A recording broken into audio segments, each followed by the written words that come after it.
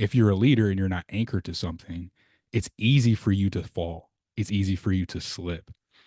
It's easy for when outside forces come, and it may be the smallest inconvenience or the smallest slight, it can cause everything that you work so hard to do, everything that you were responsible for to do, to cause you to fall. But when you're anchored to something, when you're held on to something, it's hard for those outside forces to force you down this hill. And he was challenging us as leaders, as company commanders of people, to reflect on, what are you anchored to? What are you plugging into and holding on to that's going to prevent you from, not making, the right choices, rather they be ethical, moral, whatever. And it was in that moment where I was like, man, like this is actually a really powerful kind of analogy, and it always stuck with me. I kept the story. I look at it from time to time, and it holds true regardless of what industry that you may find yourself in.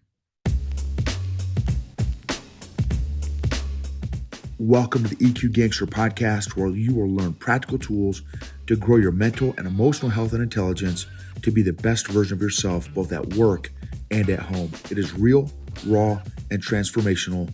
The journey of emotional growth isn't easy, but it's worth it. I believe in you.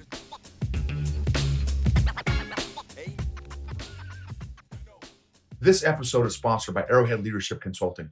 What are your organization's biggest pain points right now? Low EQ leaders, weak managers, toxic culture, high turnover, low engagement, leader development, lagging behind company growth, no company career path. Let us know if your organization needs leadership coaching, workshops, training, or keynotes. Visit arrowhead-leadership.com for more details. Arrowhead-leadership.com. What's up, bro? You got me? Hey. Hey, brother. Good to see you, man. What's up, bro? Good morning.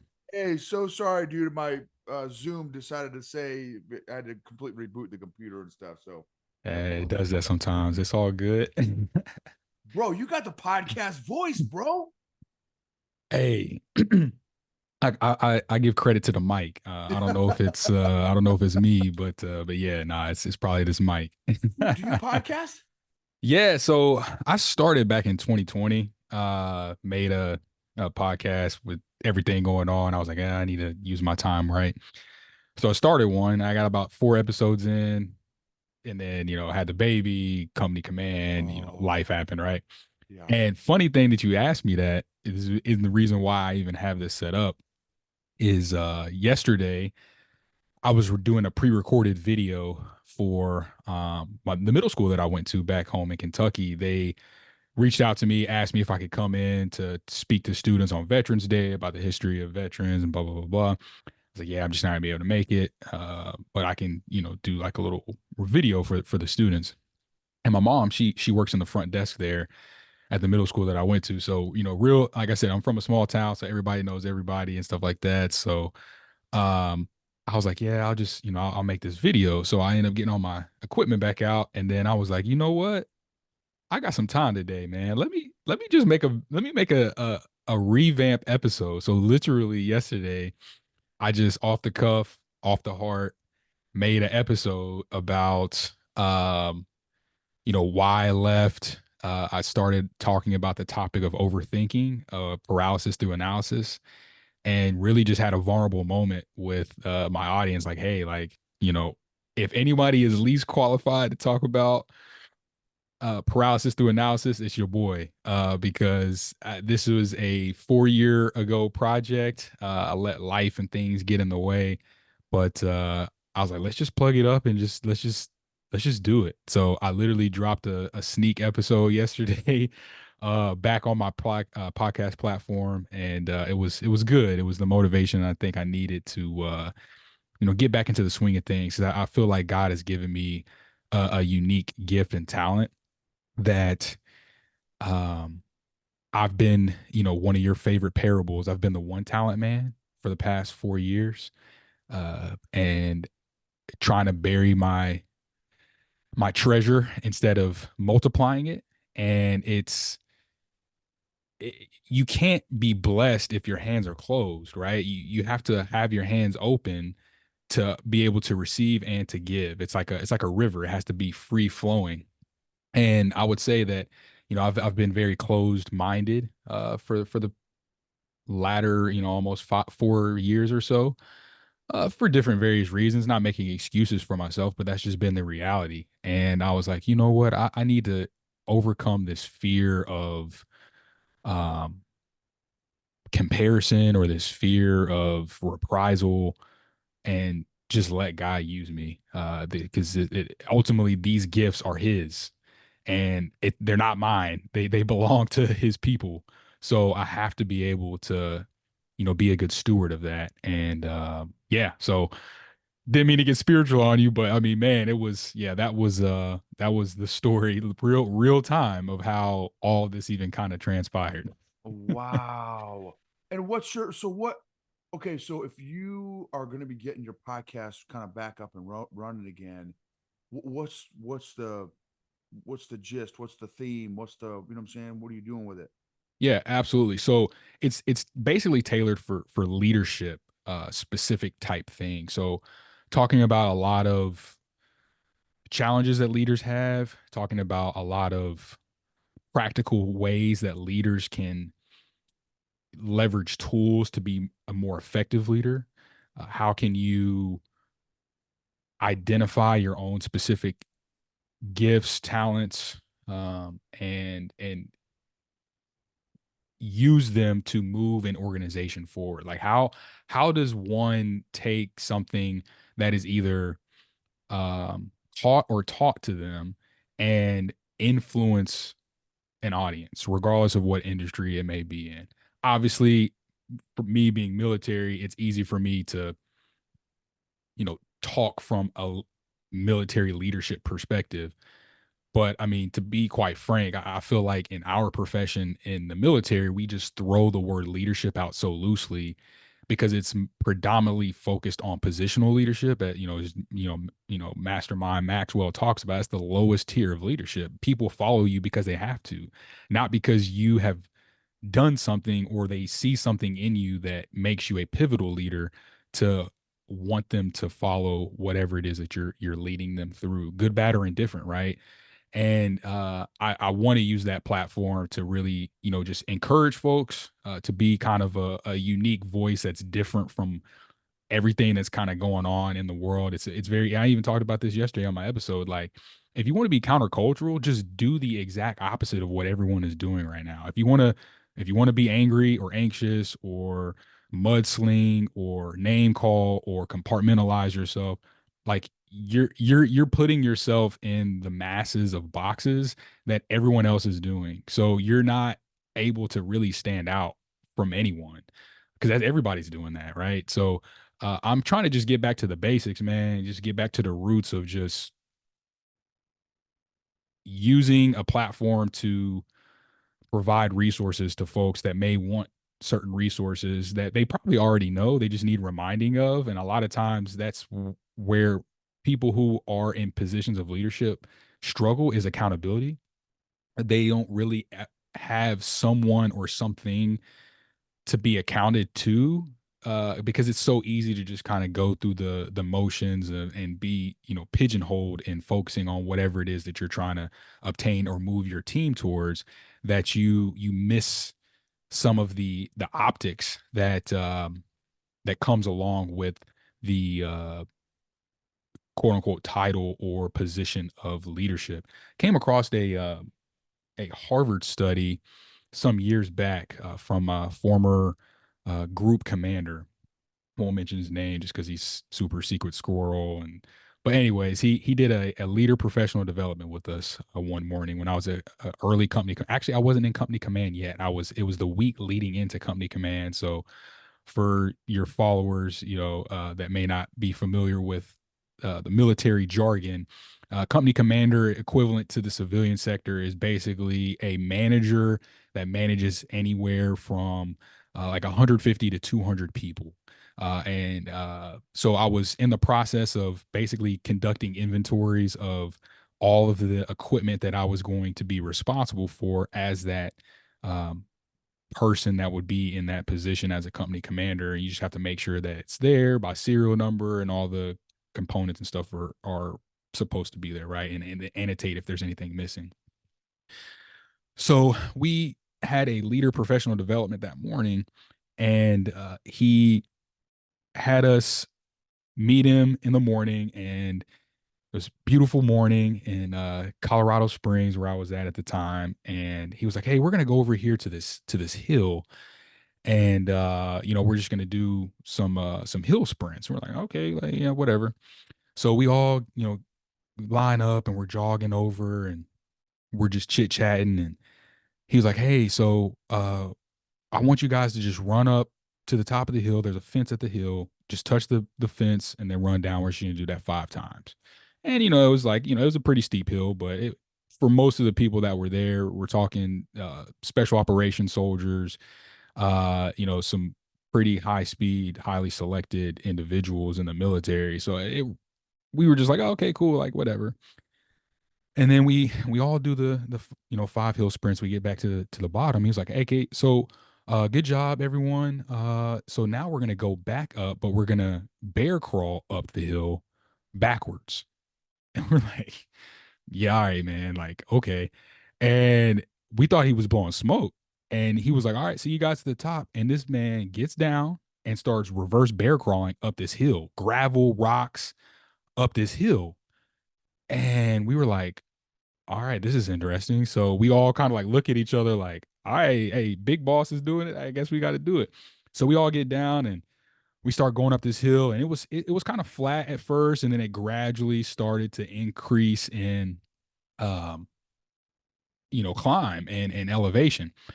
And it got to the point where, if you aren't wearing like rock shoes or anything like that, like you're gonna slip. I mean, we most of us were running shoes and stuff like that. So you start getting gravel in your palms, and you're like, oh man, like this sucks.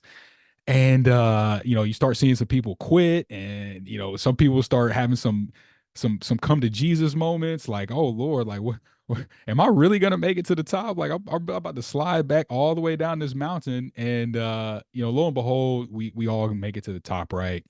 And everybody's up there breathing hard and not really saying much because a lot of people were just pissed off because like, why did we just do this or whatever? And he shares a story with me. I had to paint that picture to set the tone for what I'm about to share. So he shares this Harvard study by a psychologist called the Bathsheba syndrome. So for folks that aren't familiar, there's a story in the Bible called David and Bathsheba. King David was a king during the time, very wealthy, had a lot of power, influence, money, and his army was in war at this time. And while his army was at war, he was back at his palace, kind of just chilling. So that's first of all his first wrong move is he was out of position. As the leader of that organization, you have to be in the correct position in order to actually lead effectively the team that you're supposed to lead, right? So that was step one. He was out of position. Step two, while he was at his palace chilling, while his boys was at war, he was gazing upon all the things that he had been blessed with and saw a woman that did not belong to him bathing at his palace. And he inquired about it. So he lingered on something and was looking at something that didn't belong to him. That was his second mistake. After that, that ultimately led him to uh, ask his folks, like, hey, who is this girl? You know what I'm saying? I need to know who she is because I want her. Then he ends up committing adultery with this woman, feels bad about it, and finds out that her husband was actually one of his soldiers. Then when he finds that out, he ends up intentionally putting her husband on the front lines and have him killed so he can try to cover up his dirt that he did. And you see the chain reaction of all these things, right? And yet this was a person that was considered a man after God's own heart, right? So the lesson in all of this, right, is, yes, this was a biblical kind of story and there's a spiritual aspect to it, but a practical aspect to it to anybody, regardless of your religious background, is as a leader, are you in position? Are you in the right position? And what are you anchored to? So my boss at the time, conducts this like real life parable. And he was like, I want one of you guys to try and push me down this hill. So we're like, okay. So he stands on this hill, leans forward a little bit. He's trying to get his footing, and then we barely tap him, and he starts to slide down the hill. He's like, "How hard was that?" We're like, "That wasn't difficult, sir." He's like, "All right, well, let's try it this time." So he walks back up the hill and then holds on to the chain link fence, and then wraps his leg around this like nearby kind of bush and tree. He's like, "All right, now try to push me down the hill." So this big Green Beret dude is trying to push this other Green Beret down this hill, and this guy's fighting. He's fighting. He's fighting. He's fighting. He's holding on, and he's like, "You know what? You're too weak. Grab somebody else." He so he grabs another guy, and they're trying to pull. This is a full bird colonel that's hanging onto this, hanging onto this fence down this hill. And his one arm slips and he ends up grabbing it back and he's holding on to it. And they kind of tussle and tussle until he makes this point. He was like, okay, so how between the two, me not holding onto the fence and me holding onto the fence, how hard was it for me to go down the hill or to fall down the hill? It was like, oh, obviously, when you weren't holding onto the fence. He's like, exactly. If you're a leader and you're not anchored to something, it's easy for you to fall. It's easy for you to slip. It's easy for when outside forces come, and it may be the smallest inconvenience or the smallest slight, it can cause everything that you worked so hard to do, everything that you were responsible for to do, to cause you to fall.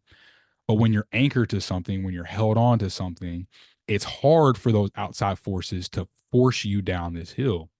And he was challenging us as leaders, as company commanders of people, to reflect on what are you anchored to? What are you plugging into and holding on to that's going to prevent you from, not making, the right choices, rather they be ethical, moral, whatever.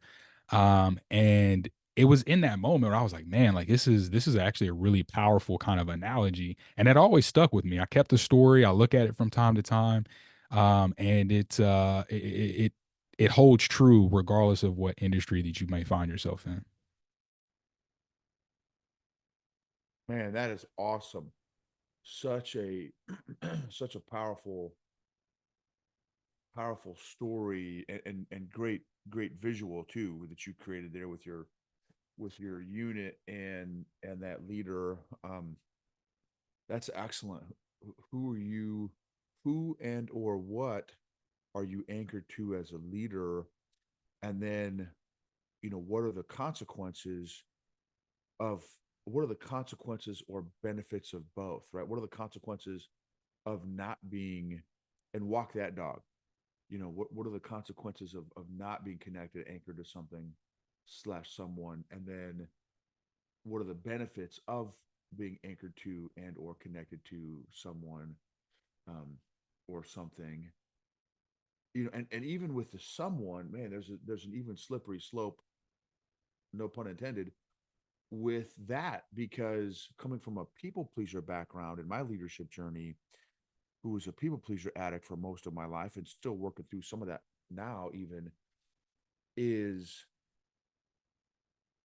you know, even that is a slippery slope for me, because in the past,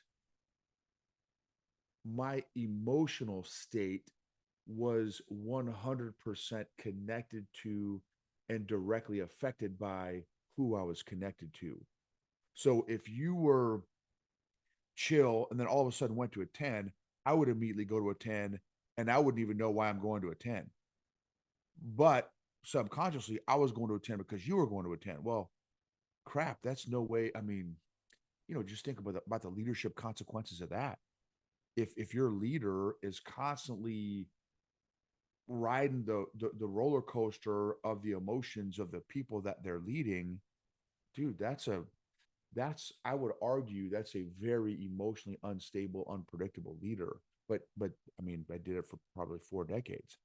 So so yeah, yeah, but that's great, David. That's excellent. Love that. Okay, can you share, and like we've talked about before we started recording some of our previous conversations, share your background whatever you're able to and or comfortable with. Of course, probably should have started with that. So, so yeah, again, my name is David. I'm currently an active duty Army officer. I'm a logistician by trade, and been all around the gambit between conventional and unconventional warfare. So I'm a two-time deployed Afghanistan veteran. Deployed once with the 82nd Airborne Division in 2017. Yeah, yeah, yeah, yeah. Airborne, let's go. And deployed there once, and then actually was a part of the retrograde operations in 2021 under the current administration. But that was more under the soft background. So I ended up going out to 10 Special Forces Group out in Colorado, served some time out there, and was a part of that the closure there. I was one of the senior logisticians to try and help facilitate that process the best that we could. And currently serving as a congressional liaison here in Washington, D.C., to elected officials and advising them predominantly on defense policy. So just being able to kind of be the voice of the service member, specifically from the Army to our elected officials, these 535 very powerful people that we elect to make the legislation that we have in our country. I've been blessed and given the privilege to help them in their decision making. There's a lot that they have to do on a consistent basis. There's a lot that a lot of folks may think that they don't do. But having been in the halls of Congress, I can definitely tell you that there is a lot of work that is done. There's a lot more to do, but it's you know very important work, as it impacts all of us, not just here in the United States, but abroad. We are essentially, the U.S. is essentially the kind of the shining star in the world, really, of how we try to do anything. And these people that we elect have a lot on their shoulders. So it's been a very unique experience for me to be a part of that decision making process. Okay, I've got to ask, and not and you know, not that we have to stay, because my podcast also, right, is a leadership slash emotional intelligent leadership podcast. But I love kind of piggybacking on the specific backgrounds of the guests that I have on, and you have a very unique background that I don't think I have ever had any other folks that are as connected to the the the the civilian government like you. Now I've obviously interviewed a truckload of military people, so which is also works for the government, right? Not like your work government. Your work with the government on another level. I would say too, you're like double working for the government. Yeah, um, yeah. so I gotta ask, dude. We are 4 days out Yes, sir.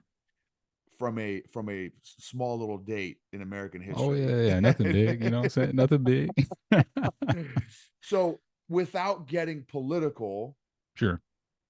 what is the environment like coming up to one of the largest elections? And people probably say this every election, but in my lifetime, Right, right, one of right. the most important, impactful elections in my lifetime history, and I would even argue potentially in the country's history. What's it like, dude, in up there at the big house? Oh yeah, no, no, that's a great question. And one thing that I told myself, I'm a small country town boy from Kentucky, so I don't let the bouginess of Washington D.C. get me. I keep my ear to the streets, and that's how I like to move. And for me, it's really been, I don't really have anything to compare it to because I've never been in Washington D.C. in a previous election period, right? So I don't have a strong barometer to compare it to anything, right? But being in the halls of Congress, it's very quiet. If I mean, for those that are listening, October typically is the month of congressional recess. So both chambers of Congress in Senate and in the House of Representatives, they tend to go back to their districts and campaign for themselves. For the House of Representatives, not to get into civic education, but they're on a 2 year cycle, right? So they have to make sure that their constituency still like rock with them, because if not, then that seat is going to go to someone else. You know what I'm saying? So they got to make sure that they're in their district, being seen, being heard by the people that are going to, either vote them to stay in power or not vote for them, and then they behind kicked out of power, right? So a lot of them go home and stay in their prospective areas. Then obviously on the Senate side, they're on a 6 year cycle, and then it goes, in thirds, kind of chunked up in thirds over a 6 year span. But October's super quiet in DC, to be quite frank, especially during an election year, because a lot of them are again back in their districts. So not too much going on here. Obviously, last week, or it may have been. No. It was this Tuesday, actually. I believe the Harris campaign did a rally in DC. It was a very large turnout here in DC. But outside of that, I mean, it's really, really quiet in DC when the elected officials are not here in the city. Even a lot of the private sector folks, lobbyists, interest groups, they're not really doing too much either because they're going to the grassroots areas of America to place their resources and place their voices where they need them the most in order to try and get the votes that they need to try and get whoever they support in power. So we'll see kind of what next week looks like. Next week is also going to be an out of session week for us. The members don't return back to DC until after the election. So once all of the members of Congress come back for a joint in session Congress, there will be a new president elect. So that will be an interesting topic. I'd love to be able to share kind of what that looks like come next week, but right now it's kind of quiet. Okay. So now I'm still going to use kind of politics as a jumping off point for some more pointed leadership questions, just based on because I know you and you and I go back, oh, man, 10, 15 years, Yeah, about 10, almost 10. 10 years. Yeah, yeah. So, so something that has been fascinating about just kind of watching your journey as a leader, man, I knew you. I think were you brand new second lieutenant? I Oh think, yeah, right? butter bar, You baby. were, yeah, brand new. Yeah, yeah. Oh yeah. So I've seen your journey through a decent chunk of your military career, and have watched you on social media and stuff. And what's been interesting about you that I appreciate, that I would argue, man, it seems like not many leaders. I'm making a statement that I think is accurate, but I'm just going to say it. Not many leaders can remain emotionally agile, nor are super aware of their biases, which affects their ability to think independently. Mm, And what's been interesting about you is just again watching you as an outsider, but kind of knowing you, but still being an outsider, is your ability to to think independently. And I'm talking and I'm talking not with a race, not with a religion per se, not with a certain military perspective, not with a certain age or generation perspective, not like you seem to be able to consider all of it and still be able to think independently and communicate in a very like it's like, man, I dig what DP says because like you don't go off the rails Sure. left or right. You say very so again, so all that as a background, how and here's why for me again why that matters to me is that quality matters to me is that is a quality or characteristic of a leader that is attractive to me, right? Somebody that gets so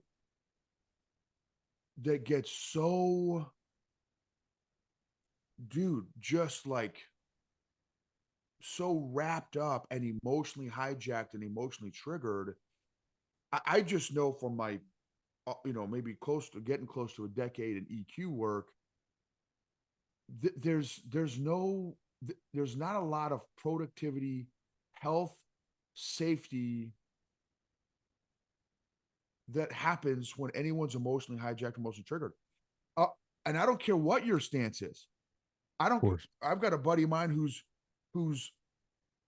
you call it conservative Christian, whatever, dude. He's off the rails emotionally, off the rails, and it's like, dude, you got to like. It's hard for me to listen to anybody that's emotionally hijacked and emotionally triggered. I mean, Oh yeah. again, left, right, like I don't care what. And as a leader, David, how have you been able to like? How have you developed that ability to think critically and calmly, and how have you done that? Absolutely. I think a lot of it, and you've shared this in previous episodes with folks that you've talked with as well, is, unaddressed emotional issues don't get better over time, they compound. And a lot of that stems from your experiences of childhood.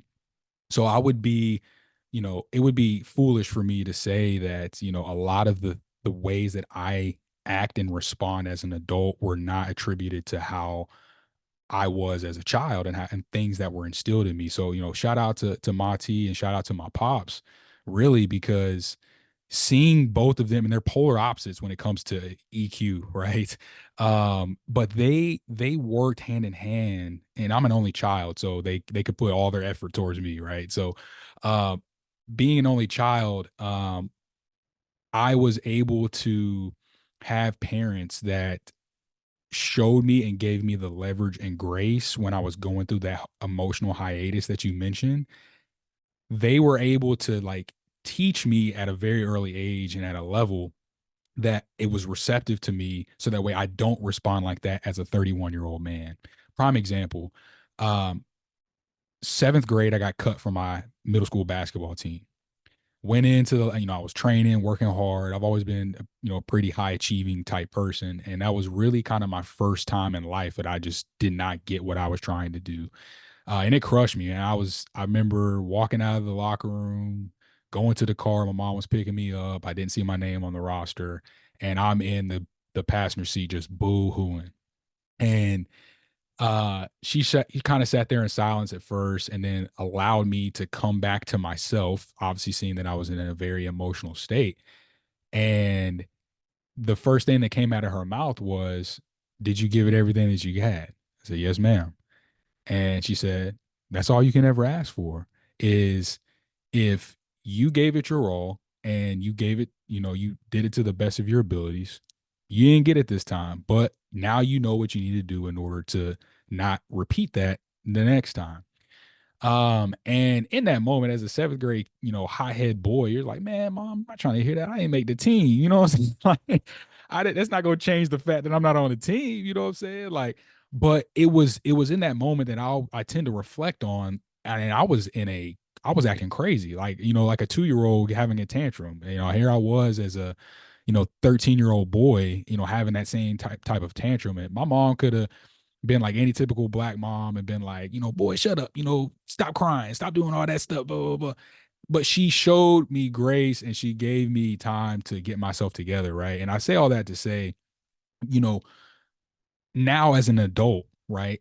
I'm not going to sit here and say and put on this facade that I got this emotional thing dialed down pat. Like I don't have my barometer go off the rails at times, like it does, but I have the maturity, the emotional maturity to know when that there's a time and place to express myself, right? Pastor that I had growing up always used to tell me, you have to have your backside of the mountain moment, right? There's a time where you have to, express yourself and you don't want to bottle it up, especially as men. A lot of times we struggle with being able to express ourselves emotionally because of the titles and things and expectations that society places on us. But you need to be able to have a healthy outlet to be able to express it that's not going to damn your character, right? So for me, there's times where I may see stuff that triggers me emotionally. And shout out to my wife, she hears me out, you know what I'm saying? And then once I come back to my senses and I get all that, emotional stuff out of me, I'm able to come back and think rationally. And that was one thing that I kind of, learned over time, especially like I said, back to the original point of if you want to be countercultural, do what everyone else is not doing. If you want to continue to do what everyone else is doing, when you get emotionally hot and you start to feel your temperature rise, first people go to is Facebook, Twitter, TikTok, Instagram, and you sharing all your emotional baggage on people that really don't care, and then now you look foolish. And that may impact your ability to work at places where you work at and all this other stuff, and you're not taking that into consideration because of something that emotionally triggered you. Instead, find a healthy way to channel that energy. It's not going to go away, right? You can be off the rails, but you have to know how to dial back and be a mature person regardless of age, I would say. Especially if you're over the age of 25, you're past the age of accountability. You need to know how to, properly manage that in a safe environment that's not going to impact you, impact the people around you, or impact your money. But no, that's kind of my barometer, excuse me, if you will, is when I'm hot, when I'm emotional, I go behind my figurative mountain, get all that stuff out, and then I come back and I look at it objectively.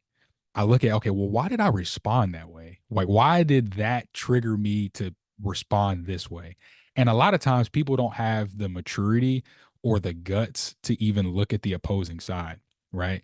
A lot of times it's something that you see that's so triggering, you're like, man, I don't agree with that. And blah, blah, blah. And it's like, okay, that's fine. You may not agree with it, but I try to take the additional step and try to understand why that person thinks the way that they do. Even if I don't maybe necessarily agree with why they think or respond the way that they do, I still try to have empathy towards why that line of thinking may be for them, because there may be a specific experience that they come from that resonates to them that I'm not privy to.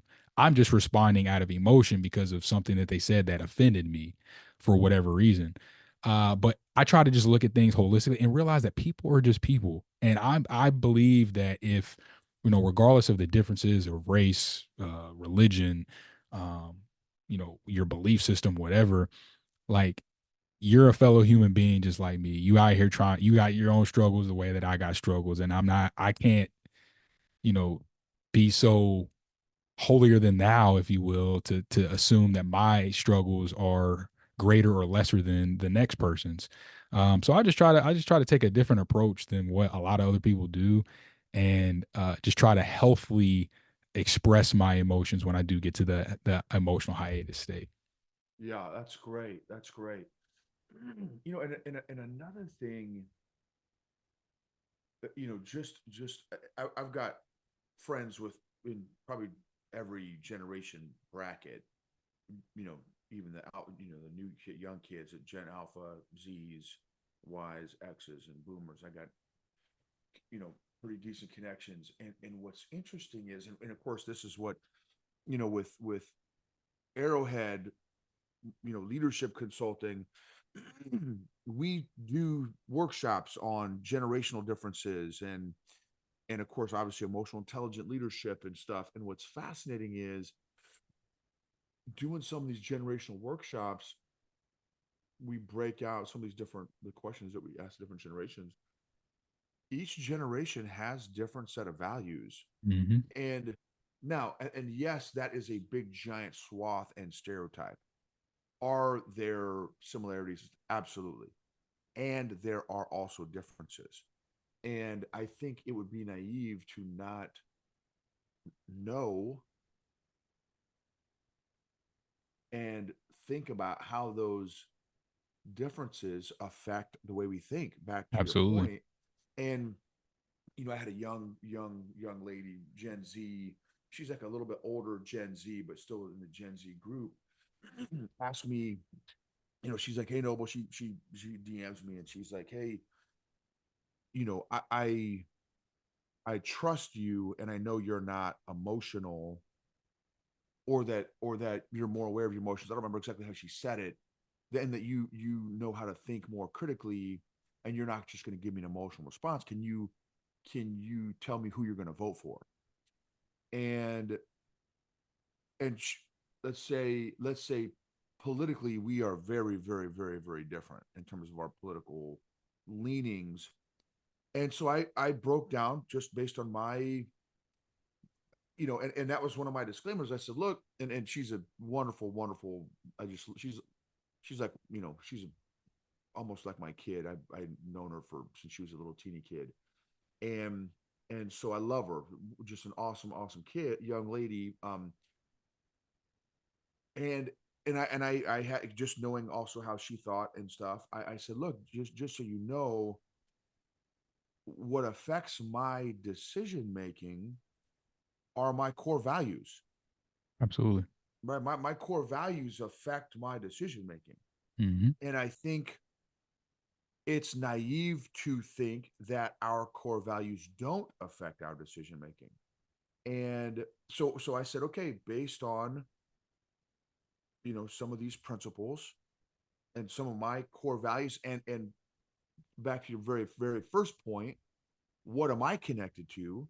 Hmm. For me, is God's word. And for me, for Noble, God's word trumps even what I would like to believe. Absolutely. And trumps, like, what I, like, if Noble had his way, I would have very different values than God's word, Yes, bro. sir. That's facts, dude. Facts. Right. Because there have been phases of my life where I have not been anchored to God's word, and I have made some very, my decision making changes drastically when I'm not anchored to God's word. Oh yeah. And it's not good. It's not good. So anyway, so I laid out based on some of these, core values, and I said, you got to understand that's what is affecting and driving, my decision making. And one of those is just how much I value human life. And because there are some demographics that value human life differently. Yes. And so anyway, and she's one of those who just values, her core values led her and lead her to a different decision, which is totally fine, right? That's the America. That's why I love, one of the main reasons why I love America. Many leaders, it seems like, are more connected or anchored to, and this is going to be super countercultural in the world we're living in today, Mm. themselves. Which, dude, and this is maybe revealing a big weakness on my part, and I'm sure it is, and it's also the reality. And it's I mean, that's where I'm at in my growth journey. Is, dude, my emotional state can change every 5 minutes. Yeah. I wish I was more emotionally stable and predictable and all that stuff. That, okay, I can lock it in at, motivated and disciplined is where I live at. And, I'm David Goggins. I'm, not 100% of the time I wake up, I'm doing 1,000 push-ups before I get out of bed. Right. Like, Sure. that it's just not, I haven't reached that level of whatever you call that. And so when we are only connected to ourselves as leaders, man, it's a scary place.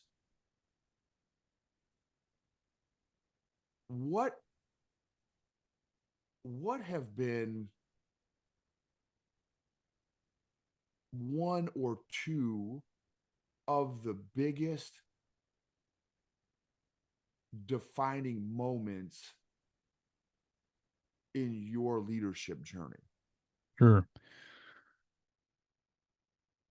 Personally, I would say um, one of the defining moments for me as a leader was becoming a father. Um, when when I became a dad and held my daughter for the first time, uh, it was like I was given this rite of passage to l- literally, I believe, leave the boy David behind and become man David. I didn't have an excuse anymore, because I knew the importance of my leadership and its ability or inability to impact this life that I created with my wife.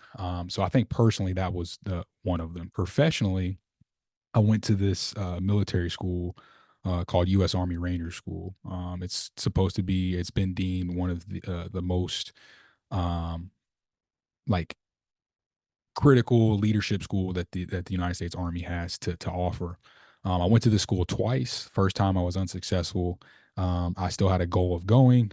Ended up going back. Went through an entire journey and wrote an entire ebook about my entire journey of that. So I'm not going to go into details of it, but um, that experience in and of itself was a defining moment for me when I was on Victory Pond at Fort Moore, Georgia, and seeing my now wife with my parents and good buddies of mine that are in the military as well there, to congratulate me on making it through and seeing it through, and them actually knowing my journey of what everything I had to go through in order to get this $2.85 piece of cloth that goes on a uniform.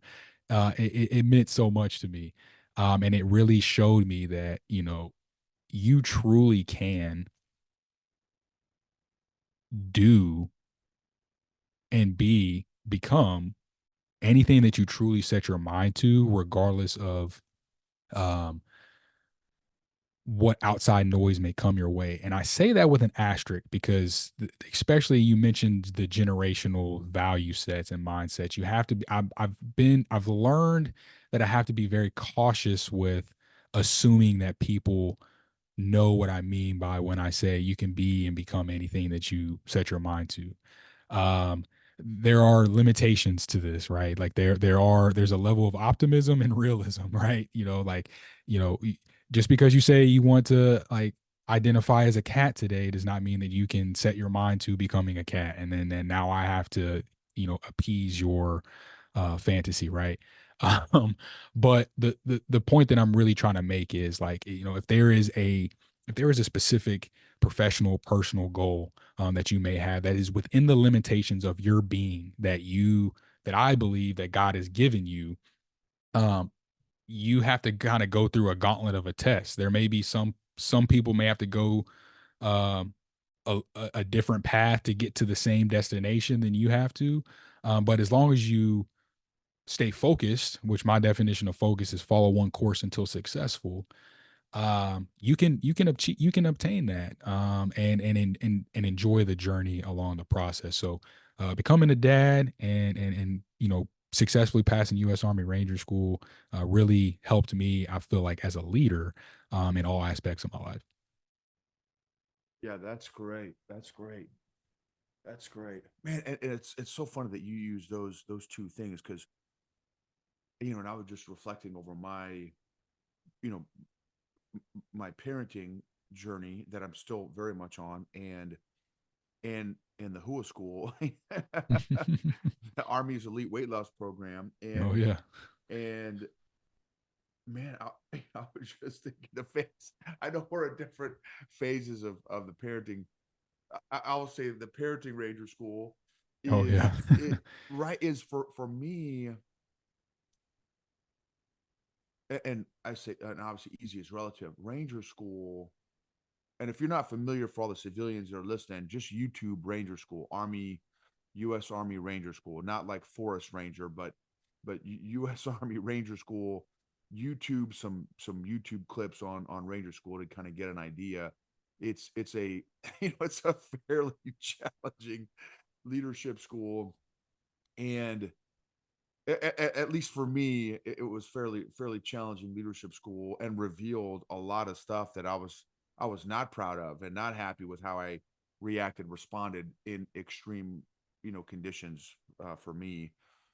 And it was great because it was like, okay, crap, okay, I saw some aspects of my leadership that I was not, yeah, not happy with, Of and course. and I passed, thankfully, graduated and stuff, and also again was really informed on some areas of leadership that I needed to work on, uh, pretty aggressively. And I would argue that's something about parenting that, man, dude, it is exposing Oh yeah. in my leadership journey, dude. The phase of parenting that I'm in, dude, nobody prepared me for the teenage years, bro. Oh yeah. Nobody I got a prepared ways to me. go, but Oh, bro, we have some more conversations oh yeah. Oh yeah. Oh yeah. bro. And it has been very exposing. And thank God that God has had me on this mental, emotional, physical, spiritual growth journey. And I would argue, of those, emotionally specifically, to better prepare me for the teenage years. It and man, it what and I'll, so here's one, let's see, one area.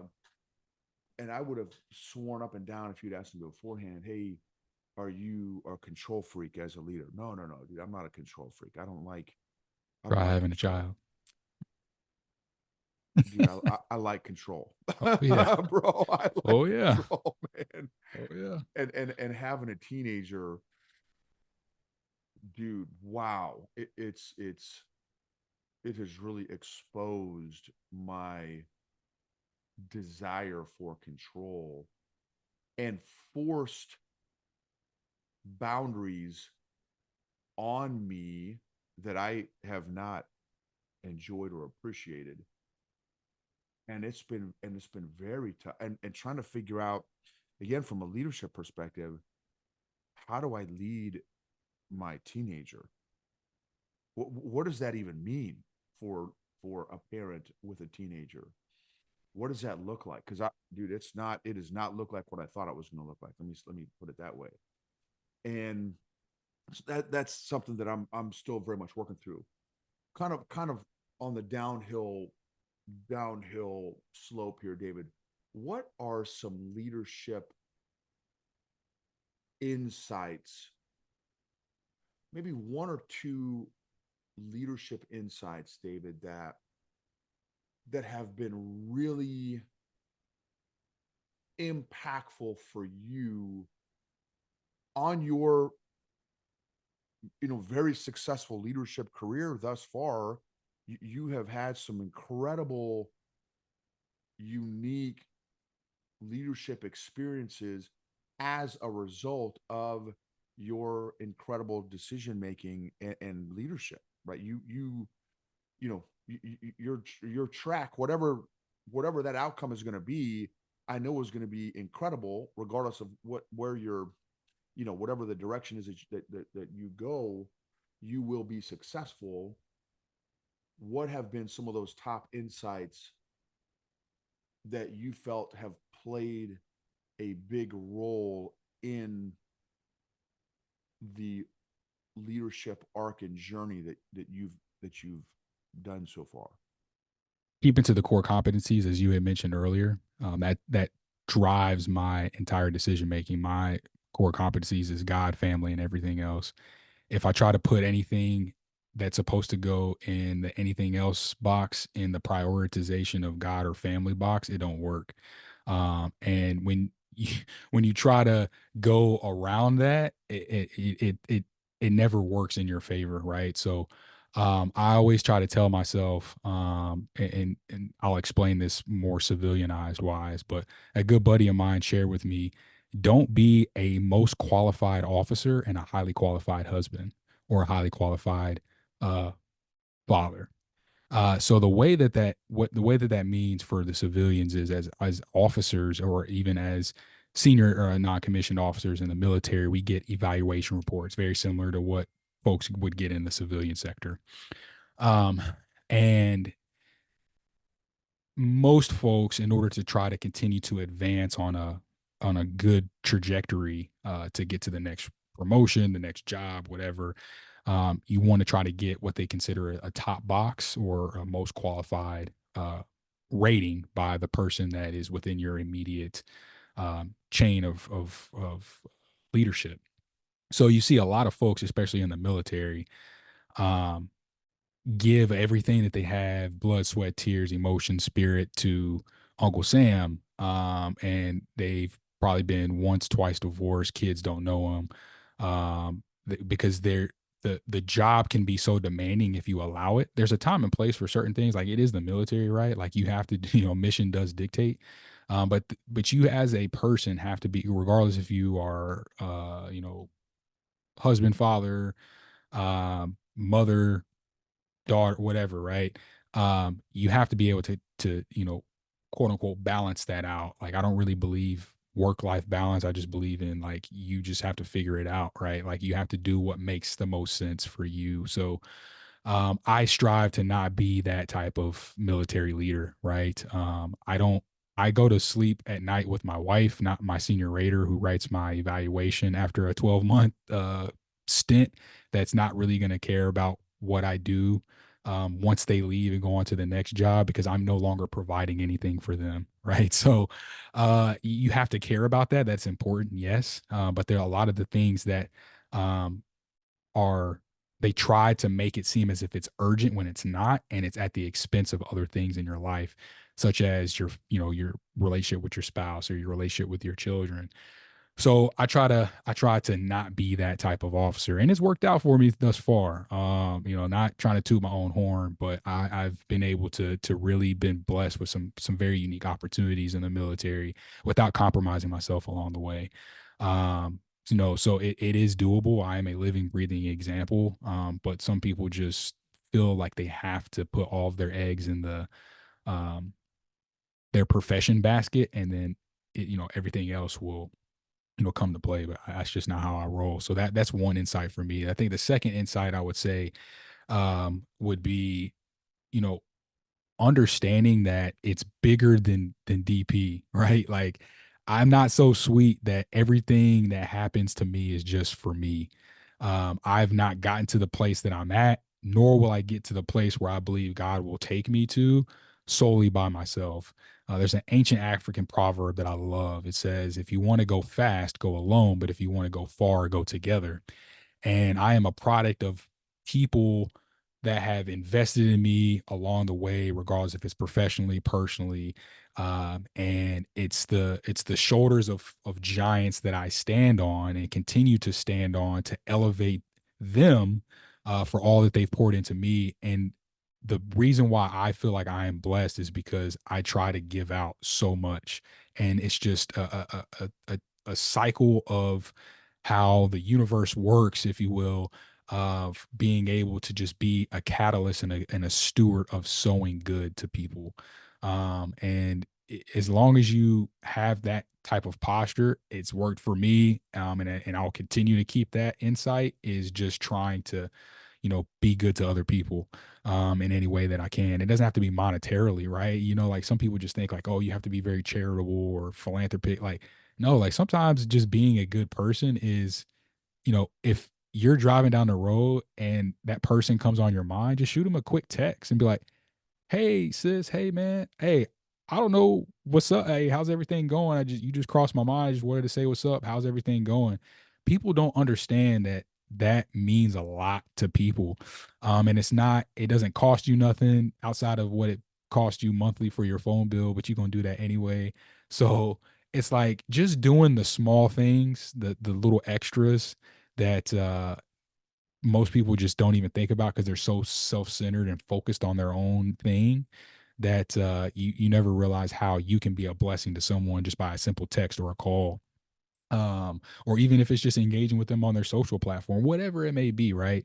If they crossed your mind or you thought of something that you could do to better someone else, like if it takes less than 2 minutes, like the 2 minute rule, if it passes that, just do it. You know what I'm saying? Like that could be the difference between that person, maybe making a very poor choice and decision that day, and you decided just, hey, out of the blue, I just want to reach out to this guy, and then boom. I'll give you a practical example, man. My cousin, he had a friend that was about to commit suicide, and he had no idea he was struggling with anything emotionally or anything like that. And out of the blue, he just reached out to this guy on this day. I was like, hey, man, was just thinking about you. You know what I'm saying? Like, hope everything's good with you, King. Love you.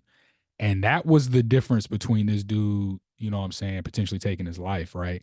So you never know what people are maybe going through. And that little moment of doubt that tries to slip in your head of, man, I'll just, I'm sure he's good, or I'm sure she's good. Like, everything's all right. That could be the biggest difference. So just trying to be good to people, man. I think is just kind of my azimuth check, if you will, on insight that I try to have for myself as a leader. Just try to be a servant leader the best way that I can. Love that. Love that. So your first point, and this doesn't just apply, if, relate to the military. This is a corporate America. I've seen in corporate America also. The only thing they want is all you got. Right? Yep. And as a veteran, dude, they forgot my name the second I left the door. And yet we marry the military and all this stuff, and the company, whatever company that we're working with. And I'm sure there's maybe different companies and organizations and experiences out there. I just know the organizations that I thought loved me as much as I love them didn't. Oh yeah. I'm just being, and I could go down the list of some of that we share, and it was very, very, very eye opening. And again, you know that was very much my fault because I was emotionally needy, emotionally codependent, and so I thought that the Army, the various organizations I've been a part of, needed me. hmm Nah, man. Right. And Next even man I, up.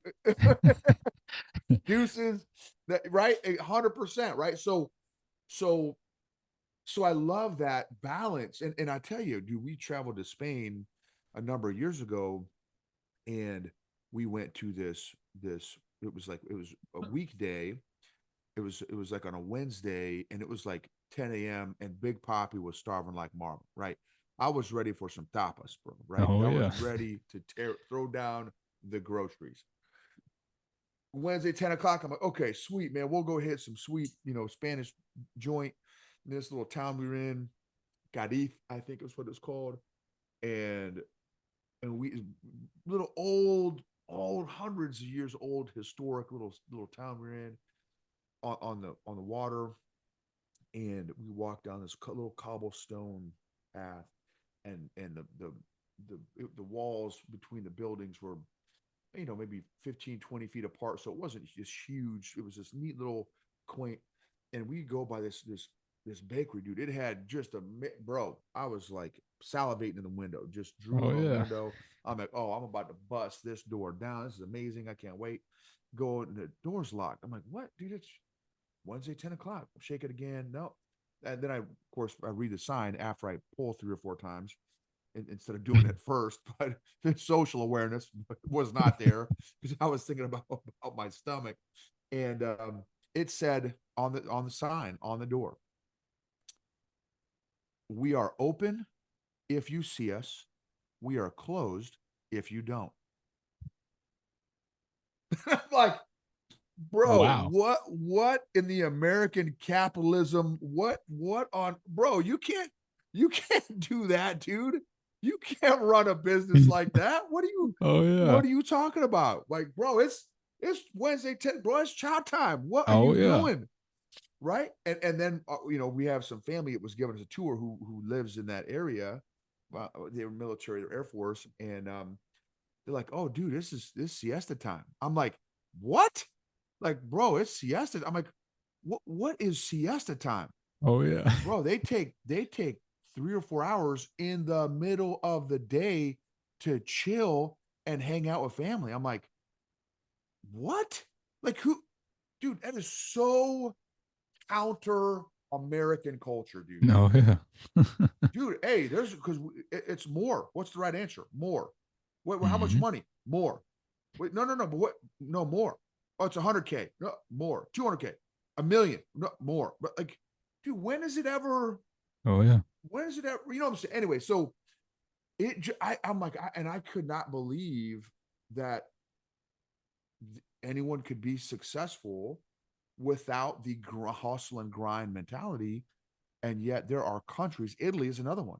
One of Hmm. my buddies is like Italian, like born and raised Italian, and he same deal. Italy, dude. It's when it's siesta time, bro. We are chilling. There's no, don't try to come and do business, bro. We're coming.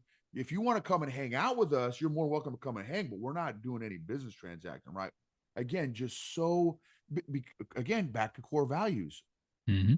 They value relationships over money and results, Yep. or at least a large segment of the populations of those, of a couple of those countries, right? And maybe there's more countries, but those are a couple that I know. So I love that point. To your point again, and one of my buddies, my business partner, Eric, he had a very successful military career. Was a '06, retired '06, and brigade command. Had 2 or 3 combat company commands, a combat battalion command, and a brigade command. So I mean, very successful Oh yeah. military career. And he said, starting in, man, when was it? Maybe his second company command, his battalion commander said, if anybody's here beyond 1,700 hours, I'm writing you up. Hmm. If you can't get your stuff done before 1,700, and if I see any of your soldiers and you in this office building beyond 1,700, I'm writing you up. Oh yeah. And I'm like, dude, that was lunchtime in the 82nd. Like, what are you Oh talking yeah. about? Going home at 70, dude, you can't. There's 85 more PowerPoint slides Right. to make because Go on up to God, the airborne PX, get you some tornadoes and a Gatorade, and come right back to the motor pool because we got to finish getting these vehicles ready. that's right. That's right. Right. And so again, no, no, Yep. no, no, no. Guess what? Guess who's going to be here after the army and after corporate America? My family's going to be here. So you're not, army's not going to be here for me, holding my hand bedside on my deathbed. The corporate America is not going to be on my bedside, holding my hand, on my deathbed. My hopefully my wife and kids are going to be there, right? So That's real. I love that thought, David. I love that thought. And then your second point that I also love is that it made me think of, you can't outgive God.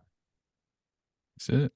And man, dude, in my own life, just to piggyback on your insight there, I wake up so overwhelmingly grateful.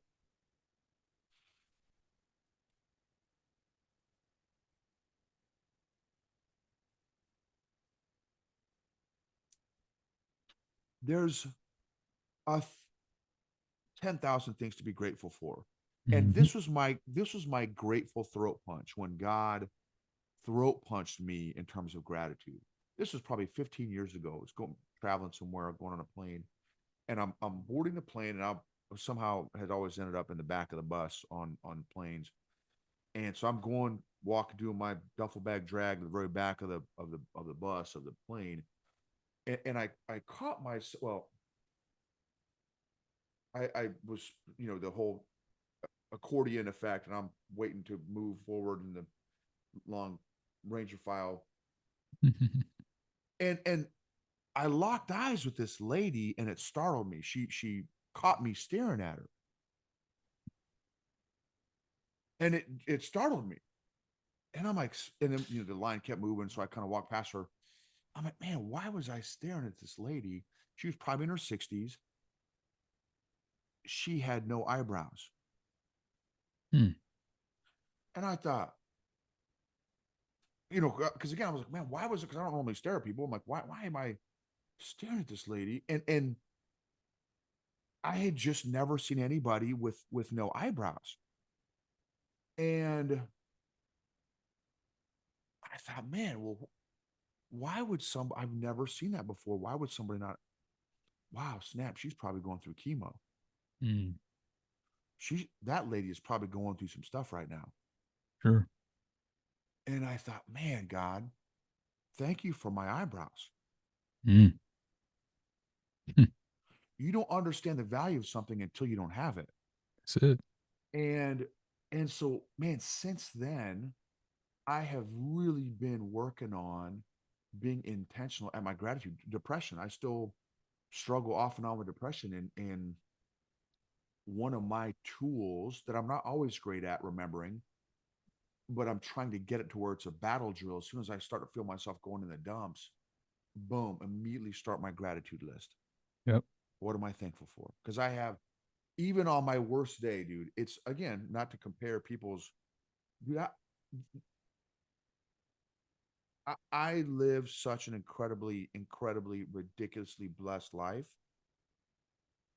And I just always want to be thankful. I always, Oh yeah. when God shows up, right, and I may not, like, I just, at a minimum, I may screw up all kinds of stuff. At a minimum, man, I want to be thankful. I want to be grateful for For the real. life that he's blessed me with. So I love that insight, David, that you shared there, because I agree with you, dude. You can't outgive God. And so what comes first, the chicken or the egg? What comes first, the blessing or the gratefulness? Mm. And you know, I just think that there is a lot to being said about just, if someone started an intentional journey of gratefulness and gratitude to start paying attention to what happens in the life. And I'm telling you, I would just, again, I don't know. I just think there's a connection there. So, and you are one of those blessings in my life, David. And I wanted to tell you that as we wrap up here. Thank you for who you are. It has been so fun and informative and educational and inspirational at seeing you grow and develop as a man, husband, father, leader, and just see how God is blessing you in your journey and the doors that God's opened for you and the path, the decisions that you take, bro. I have not said it all the time, but watching you has just been a blessing for me. And I'm very grateful to know you and be connected to you. And I'm excited to see what God continues to do with your life and Yeah. your family. Um, how do we follow you? How do we connect with you? If folks maybe have more questions for you about leadership, or maybe connect with your podcast, how do we connect with you? Absolutely, Noble. And before I even share that, I really just want to say thank you as well. I've shared with you, multiple times, but I never cease the opportunity to let your wife know how grateful really I am for you all. You guys came into my life at a very pivotal time in my life. It was my first time leaving the nest, if you will. I had just finished college, and I was in my first duty station, and you guys welcomed me into your home. You guys treated me as if I was your son. You know what I'm saying? And you just don't find folks, especially now post COVID. Like, people are just so like stranger danger, man. Like, you guys have always authentically been yourselves. And despite what folks that may not like you or have opinions about you, I know the real you alls, if that is even a word. I know the real y'all. Um, and being able to see that transpire in every step of life that you guys have been in has truly been a blessing for me and my family, right? Because you guys have taught us so much, from all aspects of life. So I give you the same level of gratitude back in return, because it's definitely been an iron sharpening iron relationship that you and I have had, and I truly appreciate you guys, and I thank God that He's sent folks like you all into our lives. We've been able to continue to foster that relationship through all the different seasons that you and I have been in. So I appreciate that. But for me, again, my name is David Prewitt. I'm on Facebook. You can find me on there. Um, I am also re-energizing Instagram. David Prewitt on there as well. My podcast is called the Grind Over Talent Leadership Podcast. The L in the talent is actually a one. But if you just search Grind Over Talent on all the major podcasts, Apple, Spotify, Amazon Music, you'll find me. Again, I'm very young in the podcasting journey. I just revamped it literally yesterday. So I got about 5 episodes in there. And again, like I said, if I can be of value to anyone, it don't matter if you're military or not, reach out if you think I got something that can be of benefit to you. Really, my life is an open book. And what I know, you guys know. So thank you for having me on the podcast here, man. Appreciate you guys. Thank you, David. And are you on LinkedIn also, or is it just Oh, yes, Facebook yes, and yes, yes, Instagram? yes. So yeah, I'm on LinkedIn as well. Again, David Pruitt. My last name is Prewitt. So I'm on LinkedIn as well, and I put some different, more so military focus, since that's the kind of line of work professionally that I do, on LinkedIn. So, but if you have any questions about defense policy, um, anything defense related, let me know, and I can, if I don't know it, I'll try to connect you guys to someone that may know it. Awesome. Awesome. David, thank you so much, brother.